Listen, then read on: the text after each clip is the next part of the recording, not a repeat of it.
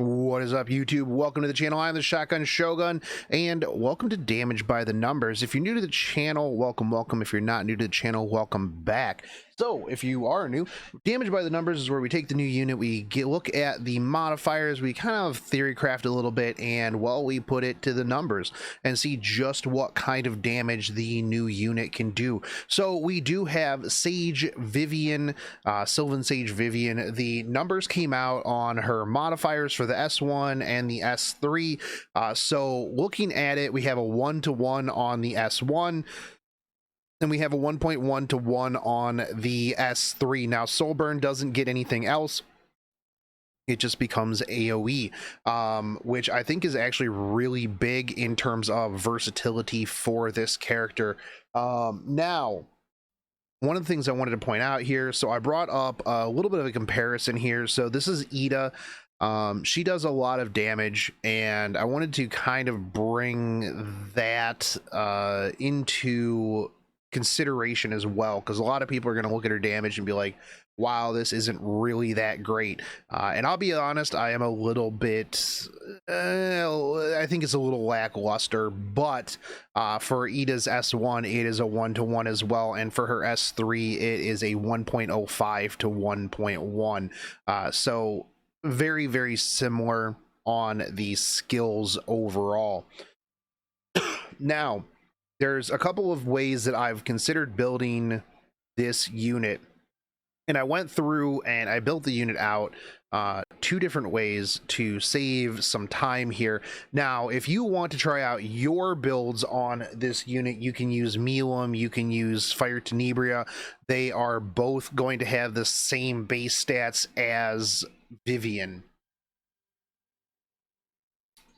Hold on one second, my throat's a little scratchy here. As you can see, I built out like a really fast, high damage build here. Not much in the way of survivability, but her 70% damage reduction on her S2 is kind of where that comes into play, right? So first off, let's take a look at her skills overall. So Sage Vivian, 110 base speed, pretty slow. Now, critical hit chance is really big. Also, imprints are going to be really big as well, which if you do end up getting any imprints for this character, you use slates, you use normal Vivians, this is going to be really big because that is going to loosen up your overall gear requirements for this character. Her S1, this, like I said, it's going to attack all enemies. It doesn't trigger a dual attack. This is going to be assuming max calculator obviously puts everything at maxed out. The other nice thing with this is that it does increase the speed of the caster, and I think a lot of times people really underestimate the ability of, or the viability of speed buff. It is really huge. So this is going to have a 1-to-1 ratio, meaning that you do, if you want to do damage, you do need to have a balance of attack versus critical hit damage. Her S2, like I said, 70% damage reduction. Now, one of the things that I've brought that has been brought up to me and consideration with this, and a lot of the criticisms with this is, man, you know how you negate this? Just don't hit her. Wow. The same thing was said about Last Rider Crowd. Just don't AoE and you won't trigger his thing.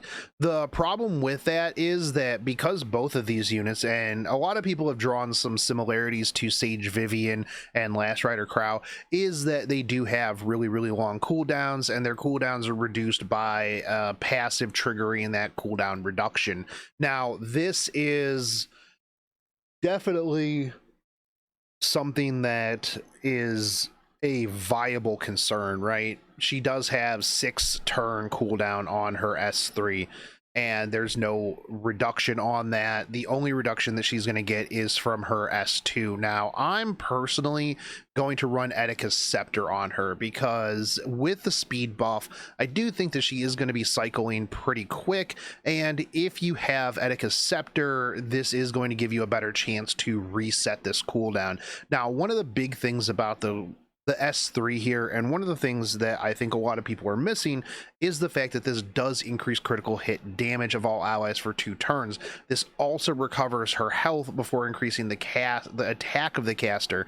Now, this is going to mean that her secondary follow-up is going to be a lot bigger. This is also going to increase her attack stack. I believe it's 15% every time that she gets this, meaning that at her second round, going into a second turn from her, being able to AoE the S1 with not only an increased critical hit damage buff, but increased attack is going to be really big, and we're going to put those numbers to the test a little bit here when it comes to both the Bruiser and the speed DPS opener. Now, I don't think that a speed DPS opener is really good. I think that her base speed is too slow. I think that you forgo a lot of her ability to mitigate damage and stick around, as well as healing. But I do think that it's going to be really hard for anybody to just straight up one-shot her right out of the gate. Now, I've also brought up numbers from Hua Young as well as Rimuru when it comes to the damage mitigation, because a lot of things that I've seen have just been like, bro, Rimuru and Hua Young say hi when you talk about how she is Un-1-Tap-Able. Now, the damage reduction is going to reduce a lot of the damage from Hua Young, from Uberia's Tooth, from the Rimuru S3 as well. And like I said, I'll show you the numbers on there and you can kind of go off of your own experiences. I used my Rimuru but amped his numbers up a little bit to kind of show the overall idea of like a DPS Rimuru. Now, you might look at those numbers and be like, bro, that's not a glass cannon DPS Rimuru. That's fine. Run your own tests. That is perfectly understandable. So this is going to be this speed build that I have here, 273. This is not going to be like a cleave race character. Even with my highest speed gear, if we were trying to use her as just like a straight up opener, even with my highest speed gear, how fast can I get her with my cope speed gear? Speed, and let's do speed crit chance on speed set, because I need to finish that out. So I get to 297, which is not going to race anywhere near like top emp or legend, and she puts up the buff, and then what? She's useless after that. 54% critical hit chance. Yeah, this damage would be good, but realistically, if you put up the critical hit damage buff, then I guess her job is done, right? So this is not necessarily a really good build, in my opinion. So if we go back to the calculator, so here is the build that I had for that. This is going to be similar to like similar speed to like a speed Rylet or a speed DPS. Now, she's not going to have increased critical hit damage on the first turn. She's not going to have increased attack. Chances are she's not going to have increased attack. If you opened up with Vigor, with a C. Lilius or something like that, let's just say she does have increased attack, right? So if we take into consideration that you have an opener that gives her increased attack, a Payra or something along those lines, her S3 is going to be doing 9740 to unmitigated, undefensed characters. This is okay. If they're dark, it jumps up to 10,714. This is not really devastating. It's not amazing. There's a lot of other characters that can do better. One of the big things with Ida is that you can soul burn S2, S3. That does a lot of damage and wipes characters out. This would be good, however, for potentially like an aggro follow-up where you do like a Payra into a Sage Vivian into some single targets, or like another, like a Spectre Tenebria or something along those lines. That way you have increased attack, you have increased critical hit damage.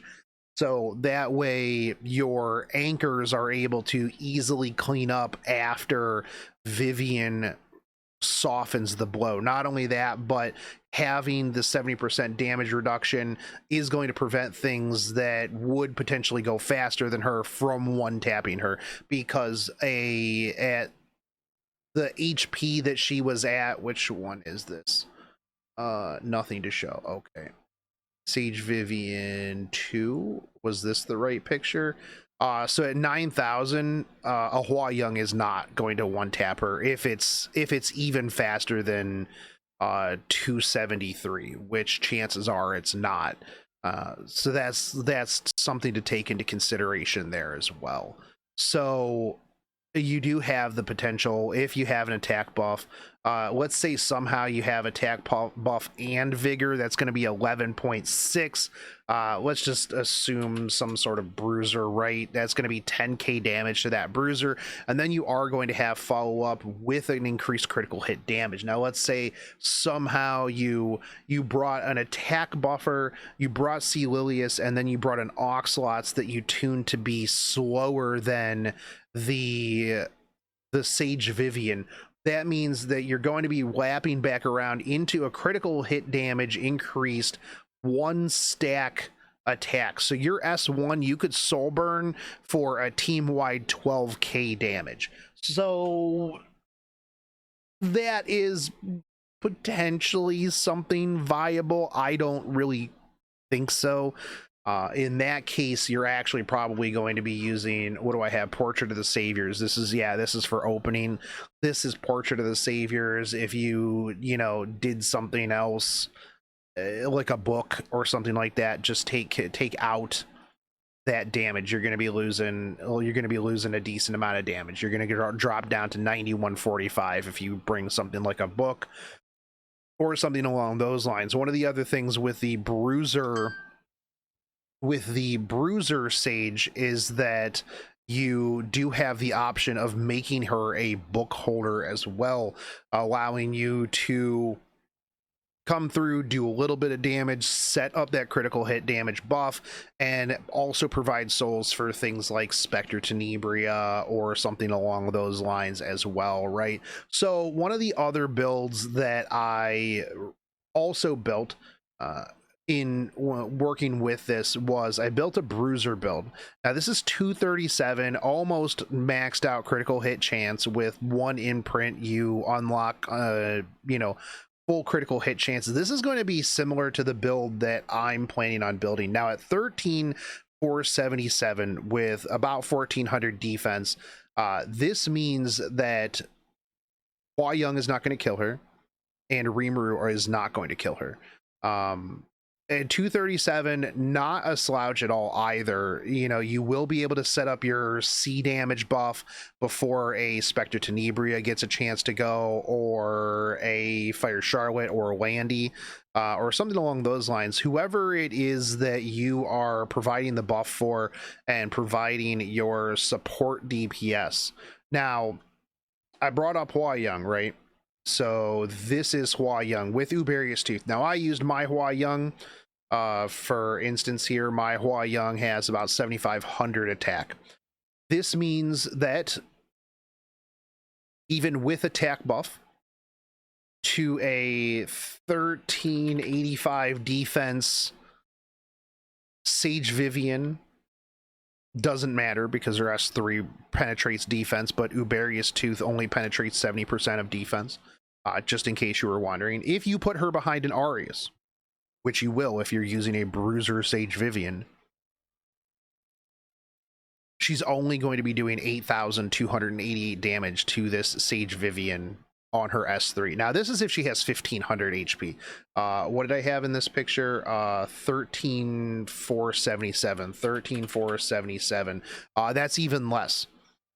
Yeah, so, and my Hua Young, most Hua Youngs lately have been running 13-ish K HP. So that's going to be even less right there through that damage mitigation. That's going to be 6,110. Now, this mass damage calculator does actually put in the Uberius Tooth damage. Yeah, it doesn't matter. Even if you had the full spread, let's say you had the entire spread and this was 10, yeah, you're only doing 990. Yeah, 30k here. Yeah, 990. It's not killing her. Yeah, it's not. Even with, that's with attack buff. Yeah, attack buff and vigor is only doing 10k. That's still not killing the Hua Young. And now you might be saying, oh, but what about the Uberius Tooth proc in? That's counted into the normal hit. Math's calculator already does that. If you read this, damage coming from artifact already included into the table below. So that is in like the literal best possible chance situation that a Hua Young is not going to be able to kill this at all. So people who are like, bro, but you're Hua Young, no. Now let's take a look at Rimuru. My Rimuru has 300 critical hit damage, 3,500. Oh, actually, it doesn't. It has like 270 plus Draco Plate, which is 300. And I've actually got about 3,200 attack. Now, I don't have too much of a problem killing things with my Rimuru. I amped it up to 3,500. Now, if you take a look down here, without attack buff, you're doing 12,364. Now, this is going to still, hold on, let me put the defense in here, 1385. So now you're dropped down a little bit here. This is with Arias as well, by the way. So you're doing 11,815, which is not going to kill. It's not. This is with full buffs here. Now let's just assume it has attack. Even with attack, the Rimuru is not going to be able to kill this Sage Vivian. It's going to come close. Yeah, it's going to come real close. She's going to be on a sliver of hit points. But if you put her behind like an Aros, something along those lines, this is not going to, the Rimuru is not going to kill. You would have to go up against a 4,000? 4,000? The attack, 300 crit damage. Now this is with Draco Plate. Now, if you could get these damage numbers with like a portrait or something along those lines, then yeah, it would kill. But without vigor and attack buff, the Rimuru is not going to kill. So yeah, all you need is about 13 to 15k HP, and this character is literally Un-1-Tap-Able. Yeah, I've seen a lot of people talking about how, oh, but you're Rimuru, dude. Oh, but you're Hua Young, dude. Yeah, it's not going to kill her. 70% damage reduction is immense. Not only that, but like I said, you're going to be behind an Arias. If you're going to be playing any sort of Bruiser Sage Vivian, you're going to have an Arias on the field. You're going to have some sort of damage mitigation. And if you don't, well, you done goofed in your draft. So that's on you. But when it comes to the Bruiser build Vivian, you are going to see a much bigger drop in numbers. Now it is going to be 4413 on your first turn. So let me see, 2978, 240, 2978, 240. Okay, so let's get rid of these buffs here, because she's not going to have them, right? We'll assume that we're going to go into a 1200 defense. That's just what I like to, I just like to have that in general.